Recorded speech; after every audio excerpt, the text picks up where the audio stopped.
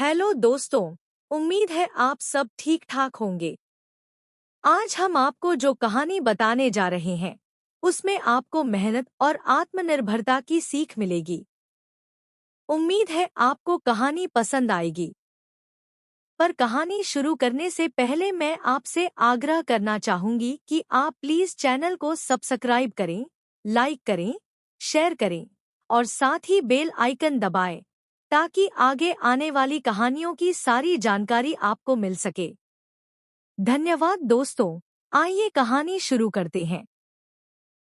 बहुत समय पहले की बात है। एक बुरी महिला अपने आलसी बेटे और अपनी बेटी के साथ हैमस्टर, जो लंदन का एक गांव है, में रहती थी। उसकी बेटी रिचमंड से अपनी पढ़ाई पूरी करके कुछ ही दिनों पहले वापस आई थी। बूढ़ी माँ के पति के निधन के बाद माँ ने पति की जगह लकड़ी के कारखाने में काम करना शुरू कर दिया। बेटा और बेटी निकम्मे थे और अपनी माँ को बोझ समझते थे। एक दिन दोनों बच्चों ने माँ का सारा सामान घर से बाहर निकाल दिया और उसे घर छोड़ने को कहा। घर से निकाले जाने के कुछ देर बाद बूढ़ी माँ ने अपने पति द्वारा छिपाए गए एक बक्से को ढूंढा, जिसमें बहुत सारा धन था। उस धन से माँ ने गांव से कुछ दूर एक मजबूत लकड़ी का घर बनवाया। Thank you. फिर उसने पोल्ट्री फार्म खोला और अंडों का कारोबार शुरू किया, जिसमें वह बहुत सफल हुई। उसने एक कैफे भी खोल लिया और कुछ कारीगरों को काम पर रखा। इधर आलसी बच्चों का घर टूट गया और उनके पास खाने को कुछ नहीं बचा, क्योंकि उन्होंने कभी काम करना नहीं सीखा था। मजबूरी में बेटा काम ढूंढते हुए उसी पोल्ट्री फार्म पर पहुंचा, जहां उसकी मां मालकिन थी। उसने अपनी मां से क्षमा मांगी और काम मांगा। मां ने उसे ईमानदारी से काम करने की शर्त पर रख लिया।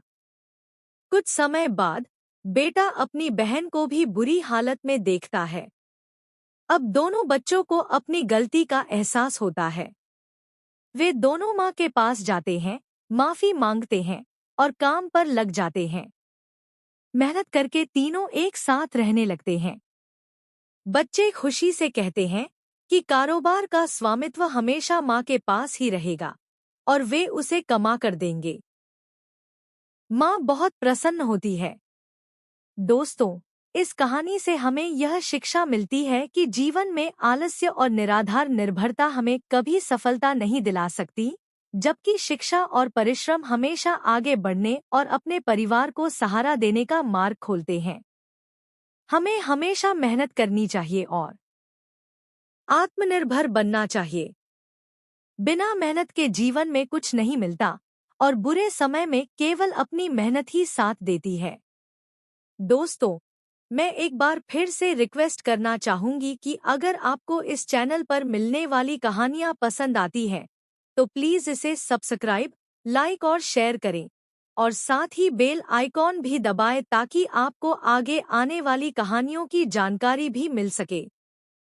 और आपका किया हुआ सब्सक्राइब, लाइक और शेयर हमें और मोटिवेट करता है। धन्यवाद।